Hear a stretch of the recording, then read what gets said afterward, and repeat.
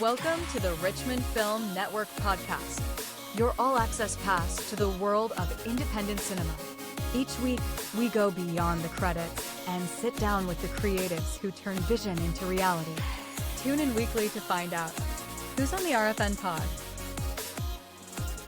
Hey guys, welcome back to another Richmond Film Network podcast. I am your guest host, Zakia Roberts, and today I'm here with amazing writer, director, filmmaker, Keneth Nguyen. Everybody, a round of applause wherever you are. If you're in your car, if you're at home listening, if you can see me or hear me. Round of applause for this amazing young man. Thank you, Kenneth, for being with us today. Yeah, thank you so much for having me. We are meeting for the second time because I've already interviewed this young man at RFN Indie Fest in August with another film that he has. But before we go into that, I'm just going to give everybody a little bit of background on who Keneth is and what we're here to talk about today. Keneth Nguyen is a filmmaker and director based here in Virginia and is a Virginia Museum of Fine Arts Fellow. Impressive. He currently is attending the University of Virginia and pursuing a double major. Yes, you heard me right. Double major in film and computer science. With a very diverse portfolio, he is showcasing his talent working with the Black and Indigenous Feminist Features Institute, the Magazine, UVA Karsh Institute, and the Moth main stage at Paramount Theater. Love the Moth. His short films have gained recognition at international film festivals, and he is actively working on new projects. Proficient in both film and digital mediums, Keneth is eager to find new opportunities in filmmaking, and we love him here at the Richmond Film Network. So today we're here to discuss To Whom I Let Go. Amazing, amazing film. I'm just going to read the log line for our guests, but no spoilers, because if you want to see the film, you've got to come to Indie Fest November 15th at the park. Log line is, in the quiet streets of Siena, Italy, a young man is haunted by memories of his lost love. He wrestles with silence, guilt, and the words he never said until he must decide whether to confess his truth. Keneth, can we just get into this film without getting into this film because we don't want to spoil anything? This was shot so beautifully. So you were in Italy. Why were you there? Like, did this project just come about, or did you go abroad with the intentions of like, I'm going to shoot something amazing across seas? Yeah, in the last spring, I was studying abroad for my UVA program. It had classes that offered art history classes, computer science classes. So I knew I was going abroad, and I knew while I was abroad that there would be this beautiful city. And so I wanted to shoot something with it. And luckily, I was able to get some grant funding and bring some equipment along with me and shoot this thing. Aha. So you knew that you would shoot something when you went over there. But Yes. Did you know what? I honestly had no idea, but I knew that once I got to the city, that I would just be inspired by so much of the daily life around me. And it got a couple months into the semester, and I decided to write this story, and it all came together. Wow. So how long did it take you to actually pen the story? Yeah, for a while, I honestly didn't know what to shoot about. I knew I wanted to involve the city a lot because I was just so inspired by how beautiful it was. So my original idea was shooting a documentary about the daily lives of people in Siena, and I was going to interview like local people that I would interact with, like my Italian roommate or the local woman at the grocery store. But eventually, I decided to stick with a narrative project because I think that's just what I work best in.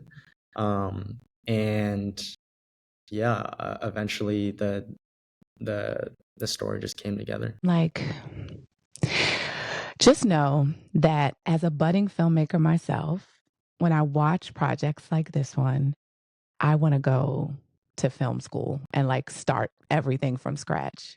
It's so beautifully shot. And honestly, you rely so very little on dialogue. I'm not going to give away too much, but I will just say when a filmmaker knows how to convey so much story and so much deep emotion with the shots they choose and the actor and the directing of the actor and all of it, it is like a testament to the power of the visual art that is film. And I'm just really grateful I got to see this one. It was really beautiful. So how long did the actual shoot, because I know you did the semester abroad, but how long did the actual shooting of this film? It's about 12 or 13 minutes? Yeah, 12 minutes long. So yeah, how long was the actual shoot? How many pages was the script when you finished it? Yeah. So for the films that I write, the script always tends to be a lot shorter than the actual finished product because I feel like for me, like you said, I focus a lot heavily on less about dialogue and more about I like to use a lot of close-ups to get the actor's facial expressions and a lot of moments where we really sit with the main character and feel exactly what they're feeling. So a lot of times, that can cause the runtime to be a little bit longer. So I think the script was only about 7 pages long, and then with the film turning out to be about 12 minutes. But as far as how long it took to shoot, it was a lot of planning. So a couple months of writing the script and planning the script and planning where and when I was going to shoot. And then the actual shoot itself took about 2 weeks. And over the course of these 2 weeks, it was a lot of me, walking around the city with my roommate, who's the main character, Jamel Yaboa. Phenomenal performance by him, by the way. Phenomenal. I was struggling. The original plan was to work with some of the Italian film students at the University of Siena, but the language barrier was just a little bit too much. So I couldn't really convey like what I was trying to get across. And so I turned to my roommate, Jamel, and I was like, hey, do you think you'd want to act in my film? And he's had no acting experience before this. He picks my face up off the floor. Really? Yeah, I went to him, and so I was actually deciding between a couple of my roommates to see who would want to star in this. I love it. You're like casting in your head amongst your roommate. Yeah, it was actually funny because it was one night we were in Venice. It was like a weekend away. We went to Venice. We were on the rooftop of our Airbnb. And I was like, to my two roommates, I was like, hey, could you guys just act out this scene? I just want to see. Stop it. No way. I just want to see how you guys would do. And so both of them were great, but Jamel, he's a very great performance with like not doing too much. Yeah. And I think he has these like big, beautiful eyes that are able to convey so much emotion. And his eyes convey so much emotion without having to like really move around a lot. And so I think acting came very naturally to him, especially with I wrote the script keeping him in mind, not trying to have him, have to convey super complex emotions. But he did. But he did. Yeah. He really did. And just knowing that, one, you had this kind of game show casting process with your roommates, like, hey guys, just act out a scene on a rooftop in Venice. Like that in and of itself is a short film. But just kind of knowing that he didn't really have acting experience. And as I'm watching this, and acting is my first love, I'm just getting into filmmaking on that side. I wouldn't, and usually I can tell, I wouldn't have guessed because there were a lot of complex emotions. And he did do a really good job of conveying so much with so little. Very minimal movement, but just a lot happening behind the eyes. I don't know what his inner monologue was, but it was working. Because I was actually going to ask you, I saw your film Breathe at Indie Fest in August. Beautiful work there as well. How you approach actors as a director when there isn't, a lot or maybe none, a dialogue, not a lot of words to be spoken. Like, how do you approach what's your directing style with them in terms of trying to evoke emotion from them? Or do you just kind of hire people who've got it already and you just, kind of roll and they're going to bring what it is that you're looking for? Yeah, I think for these two films in particular, I've been lucky with the actors that I've worked with have been my close friends. So people that I've already had a previous relationship with. So bouncing ideas off of them have been really easy. Working together has been really easy because like we already have that established relationship. And so the main thing for me is, especially with like conveying these emotions without dialogue, I try to just set the scene for them. So like I sit down and talk with them and I say, hey, the character is going through this situation and they're experiencing these emotions. And I try to just set the scene for them so that they can feel out the scene for themselves.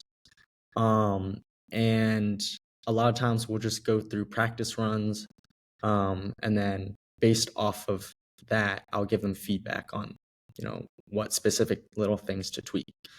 So a lot of it is just like a process, an ongoing process between me and the actors. And of course, it's always been a fantastic and easy thing to do just because of the established relationship that we have. Relationship. Yeah. Yeah. That's really smart of you. I mean, it's working, especially as like building your catalog as a filmmaker, and you're getting to work with actors who you already are comfortable with, but also they're comfortable with you.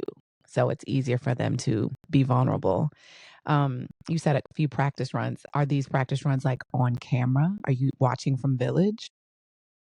Yeah, some of them we just do it like in a room, just us two, just like the night Like a before. private rehearsal. Mm-hmm. Just like, yeah, we're hanging out anyway, so might as well just might as well just do a To be practice run. young and in college and hanging out with such talent, you are just you're in the perfect spot. I have a question here that says your director's statement mentions writing with a single actor in mind. Your friend Jamel, who plays Damien, how did your collaboration with him shape the story? Like, I hear how you cast him, but do you like where did the inspiration from the story come from? Did you already kind of have this, or does Jamel, is he gone through some heartbreak? Like, do you have friends that have relayed stories to you? Because like that just feels so interesting that you have an actual friendship, but that you write this very heartfelt story about someone going through a rough moment. Yeah, I wouldn't say the story is, based off of anything specific, but Okay. I think the general emotions that we're trying to convey, like longing, Mm-hmm. going through a lot of nostalgic memories. I think me and Jamel have both experienced that in the past. I mean, I'm sure a lot of the audience has, trying to make it relatable. So I think the main thing with keeping one actor in mind and keeping Jamel in mind was really just how can I build a story that has tension, that has conflict when there's only one character, because like they're not really going to be interacting with a lot of people. So, and I thought like let's just have the second character just be voiceovers. Yeah, and I knew, I've been speaking about how I wanted to really involve Sienna, the city, Yes. into the story. So I was like, why not have Sienna, the city, sort of symbolize the second character or sort of embody the second character? So that's why I see that. whenever you hear the love interest's voice, a frame of Sienna is shown. It's And so I showing. really wanted that city to embody the second character. Oh, yeah. Refer back to my earlier statement about just starting over and going to school. Like your storytelling tools and just your symbolism, it's like talking to someone who's been doing this forever. I was literally going to ask a question about Sienna feeling like a character in the city, I mean, in the film, and you just pretty much summed up exactly how the streets, the hills, the architecture, they all just give such a presence, but they really did embody memory and longing. I mean, you found so many shots where there's like not populated areas. And it just gave kind of the feeling of isolation, which also like takes you back to a lot of what's happening with the character. So just beautiful work there. What cinematic influences or I said not really any personal inspiration, but I guess cinematic influences guided the mood of this and the style of this piece for you. Yeah. So when I knew I wanted to shoot a film abroad, I wanted to look at other films that were shot in other countries because I wanted to see how other filmmakers were showing a new city to an audience. And so one of my most favorite films was Y Tu Mama Tambien. It's this film, yeah, and they show, Mexico. And I really liked how, the film itself would just pause and just show the city. And I was like, wow, that is a really, really cool thing that I've not seen that often in other films. So one of the biggest inspirations for me, having Sienna embody character was Y Tu Mama Tambien and how they used that as a storytelling device. And also, I really liked in that film the cinematography used a lot of handheld movements Hmm. and a lot of movements that just follow the character. So I feel like I really enjoy that style of cinematography. So also in Breathe, I used a lot of that, a lot of the handheld movements, and I wanted to bring that to Whom I Let Go as well. Um, and then also when I watched The Brutalist last year, I thought their montage sequences were so cool. Yeah. Their montage sequences were so, it was like a romanticization of architecture. Architecture. Yeah, and so I wanted to have a little bit of those elements with, romanticizing the Siena architecture. Yeah. But yeah, for me, those two films were the biggest inspirations for this. Oh man, two really strong ones. And interestingly, I've seen them both. So I was having like the reference points like, yes, but you are a well studied um, proponent of your craft. So I guess since we were talking about cinematography, what was your crew like? Were you actually behind the camera or did you have a DP on set? Like, what was the size of your crew? And let's get into, I heard a rumor about your budget, but what was the actual budget here? Because this film is beautiful. Budget was about it was a couple $1,000s. I got grant funding from UVA. So I was very fortunate because this funding was so helpful in getting equipment and transporting it abroad. But as far as crew wise, it was literally just me and Jamel. I tried, yeah, like I tried on to do a test run with having my roommates help me out during shoots, Yeah, but um, when we actually shot the film, it was during finals week. So a lot of my roommates were busy studying for finals. of course. Um, and also, I mean, working with just me and Jamel through the city, although it was hard to like, capture audio and record camera and direct like all at the same time, it was very difficult. But it made it so easy to just like shoot on the fly. So yeah, a lot of the or some of the ideas that I had or where I wanted to shoot was just, you know, things that me and Jamal came up with on the spot. Oh, So love that. yeah, it was Love that. so easy to pivot. There's a scene in the movie where um you see like Italian workers washing the street. So I would pass by that street every single day because it was right next to my apartment. And I thought it was a beautiful street and wrote it down. And I knew I wanted to shoot here. And then on the actual shoot day, it just so happened that those Italian workers were power washing the street. I was like, wow, this adds so much texture and so much realism to the project.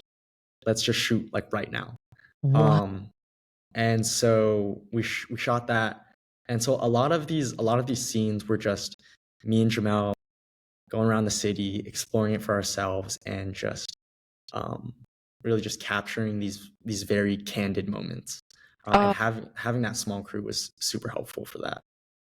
Man, you just romanticize shooting like with a small crew by yourself for every filmmaker. It's like, yeah, because you can do it on the fly. I mean, that doesn't always work out, but the way you just described that, Kenneth, I think you just got a smooth voice. It just makes me want to like believe everything you say and write it down and be like, okay, let me take these notes. This is a filmmaker speaking. So, with that, let's talk about sound because that's something that even though we have voiceover, we don't actually ever hear Jamel speak in the film proper. But there is a lot of beautiful ambient, like Sienna. Sienna's a character, and Sienna's making a lot of sound.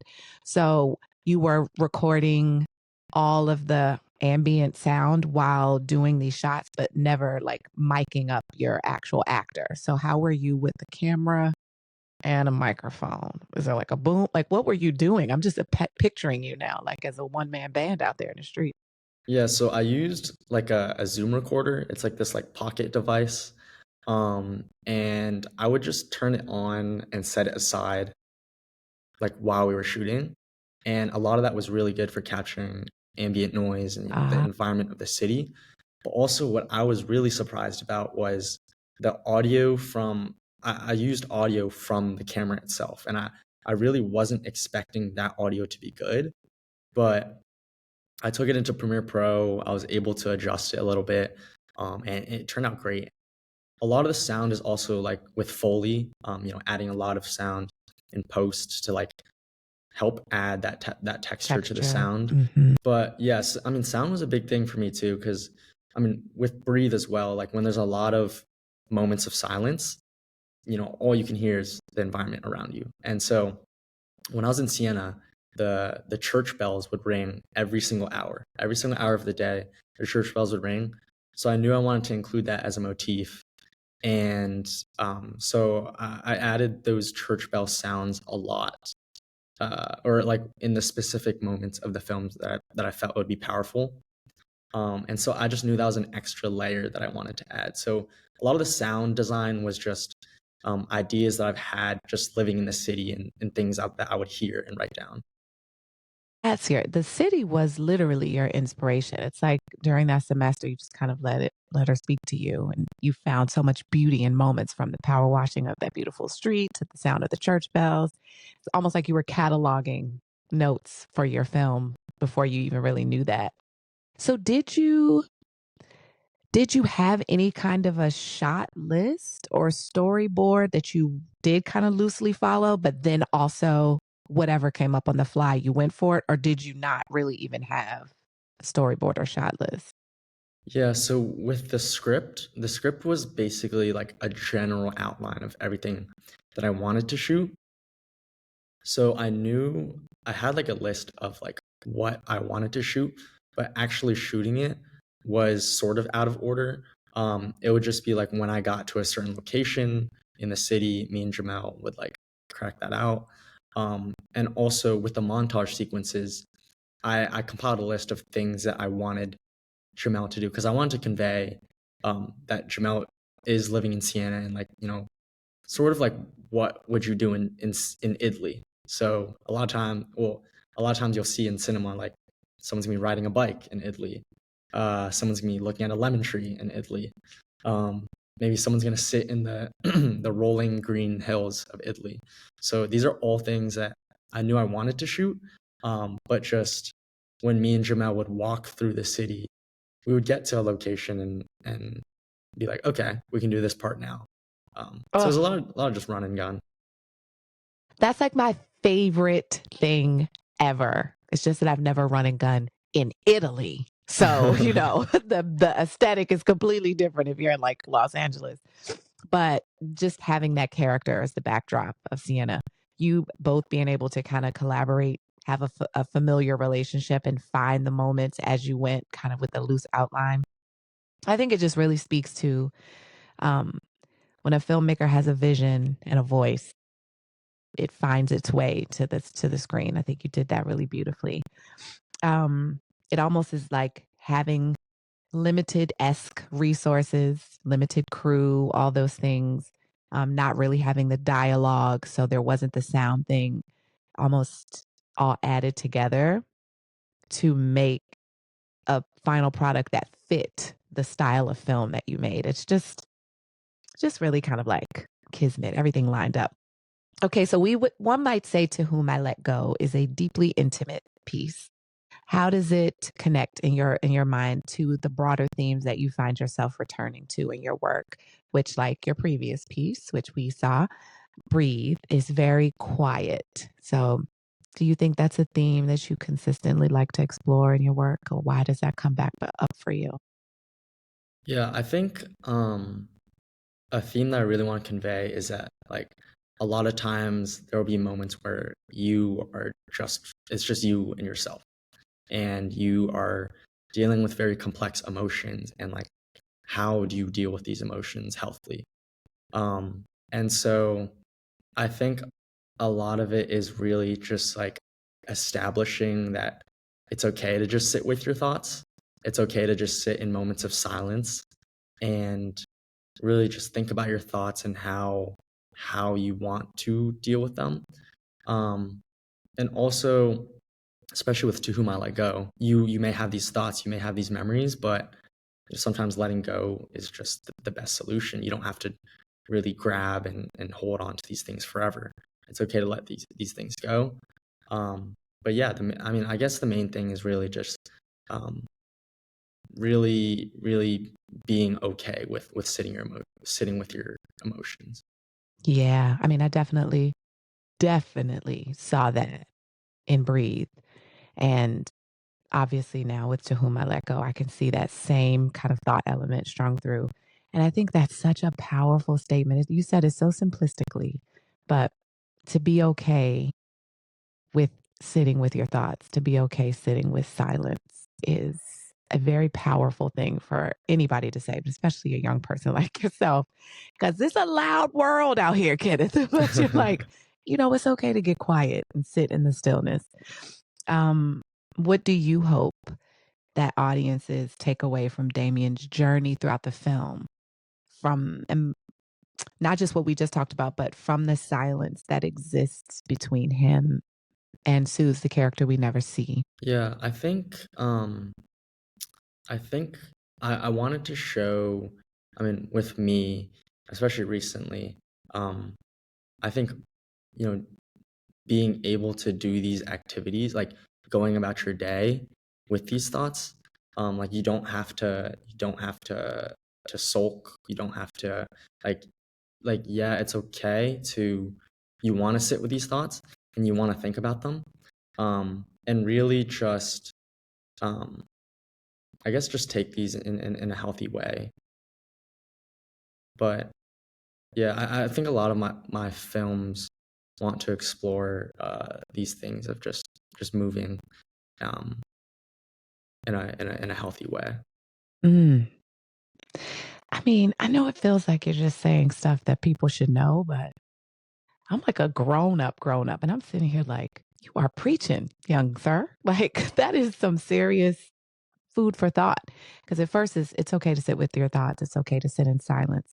But also, I'm hearing there's a difference between just sitting with the silence versus sulking. There's still like a movement through a process of going through your day and showing the beauty of that. And why not show it in a city like Siena? Um, with your background as a VMFA fellow and your collaborations with the groups I spoke of earlier, like the Black and Indigenous Feminist Features Institute and the Moth, how do those experiences kind of filter or find their way into your independent projects like this one? Yeah, I think working with those organizations has really just helped me be confident in my abilities. It's given me a lot of practice of planning out projects and then executing them and editing them.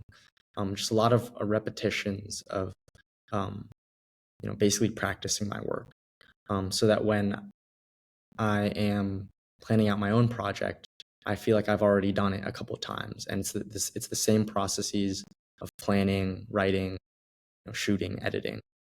So really, I see working with these organizations as great ways to just practice my craft, Yeah, and then keep. for my films itself, being able to um, really evoke what I want. It's about the reps. I think one of the amazing filmmakers, it might have been you and what was the actor's name from Breathe?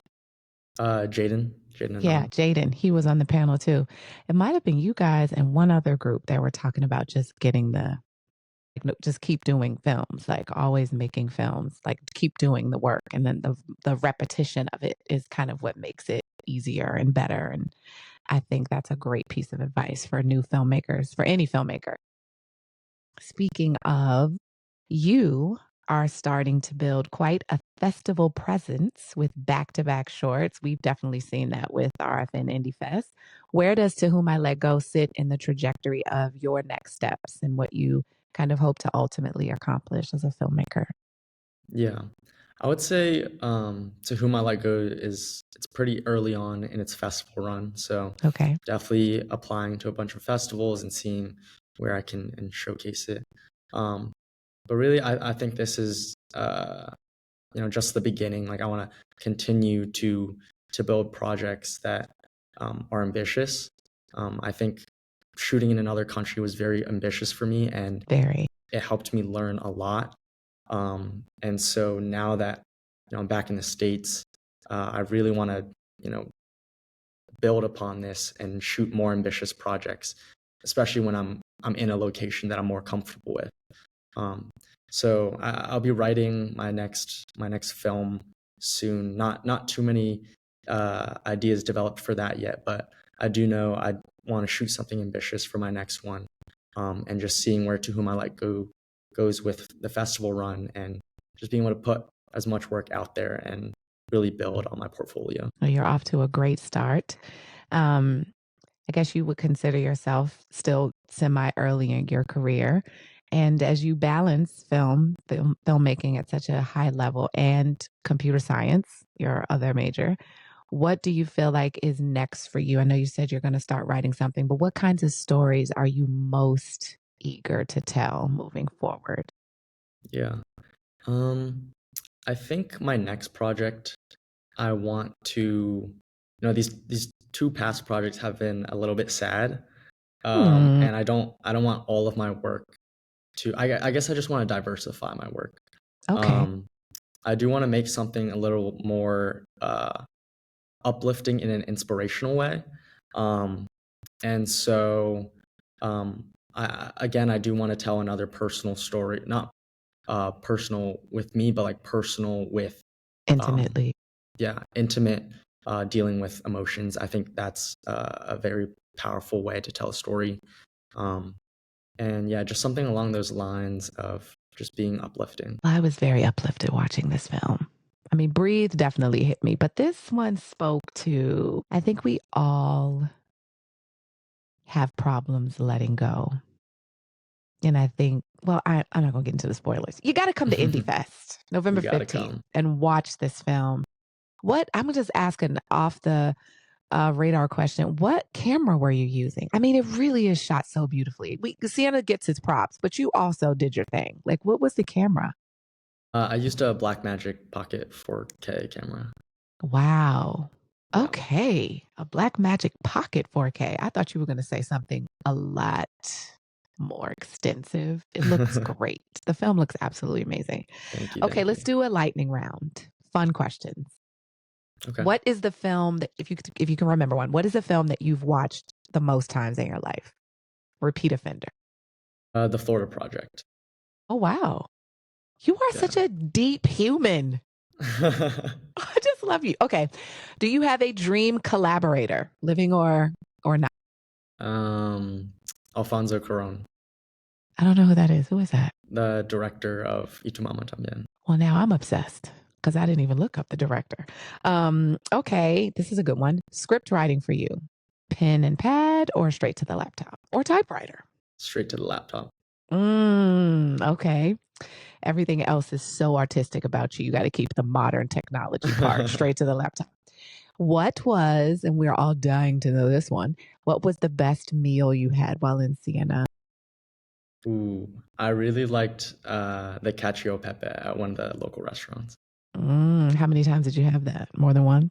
Yeah, a couple times. I love it. I love it. So I just have to say that since we saw your last film, that was August, it was just a little while back, and here we are coming up on November for Indie Fest, final one of the year. How does it feel as a budding filmmaker to be presenting To Whom I Let Go so soon after your last film? Like, do you feel like you kind of are in a stride, or it's like, "Oh, I barely got that one done"? Are you still in the festival run with Breathe as well? Like, how is that feeling? You're making films, plural. Yeah, I mean, definitely exciting. And I really enjoyed the first time I showcased my film at the RFN Indie Fest. So I'm really excited to be back and show a work that I'm even more proud of. And so I think I'm just excited to keep making films and keep, improving my skills so that I can show better and better stories. Great answer. And this is going to be the world premiere, correct, of To Whom I Let Go? Correct, yeah. All right, now you've heard it here. If you don't get your tickets, ain't nothing I can tell you. You want to be amongst the first. Are there any lasting words that you would like to leave for our listeners? They are cinema lovers, but also young or just up and coming filmmakers. Parting words I always like to ask. I feel like people who do the work have the best pieces of advice for people who are trying to learn to do the work. Yeah, I would just say this process taught me a lot about indie filmmaking and embracing the aspects that make indie filmmaking indie. Um, Mm. I think, having no crew, having all of these different logistics that weren't working in my favor, I really had to embrace aspects of, you know, just going through the city and shooting whatever came to mind with one of my roommates. I think it made the process so fun and so much more rewarding when I saw the finished product. And I really think people should just continue shooting even when you don't think you have all the logistics lined up. Um, and just really inspired by indie filmmaking, and I want to relay that message to other filmmakers. Man, that was a word. There is a Turner Classic Movie documentary called Movies and Moguls, I believe. And it's about the history of Hollywood. And when you really go back and watch just the kind of golden beginning era of film, they were like, when you get down to the brass tacks of it, they were running and gunning. Like there was a lot of whoever was holding a light, they would be like, we need an actor. Put that light down, go over there and be the server right now. And they were just kind of figuring it out on the fly. That was the Mhm. beginning of this monster, right? That we call Hollywood now. And just listening to you talk, it made me think about learning that little tidbit of history and just how everything kind of cycles back around, and the roots of filmmaking are really about kind of knowing that you want to tell stories visually and figuring out how to do it no matter what obstacles come up. And as we know, as a true indie filmmaker, them obstacles are going to come up. So it's like, are you going to push through them and see what you get? And I love what you were able to get with To Whom I Let Go. Beautiful work, Mr. Nguyen. We are very proud of you here at the Richmond Film Network. Tell our listeners and followers how they can keep up with you, find out what you're up to, maybe see BTS when you're shooting or creating something. And so you can remind them to come to the world premiere November 15th. Yeah, my Instagram is Kenneth Nguyen 20, and then my website with all my portfolio and all my work is kennethknguyen.com. Beautiful. All right. Actors, anybody looking to be in one of Mr. Nguyen's next films? He's going more inspirational. So if you got that vibe, go ahead and follow him and get ready for that casting call. Thank you so much for joining us for our podcast. We can't wait to see you November 15th at the park, RVA. Amazing work. We are so glad to have you in the family. Thank you again. Thank you so much for having me. Of course. Bye. That's a wrap for this episode of the Richmond Film Network podcast. Thanks to our guest and to you, our listeners, for tuning in. Don't forget to subscribe, comment, and share. Tune in next week to see who's on the RFN pod. Until then, keep the cameras rolling.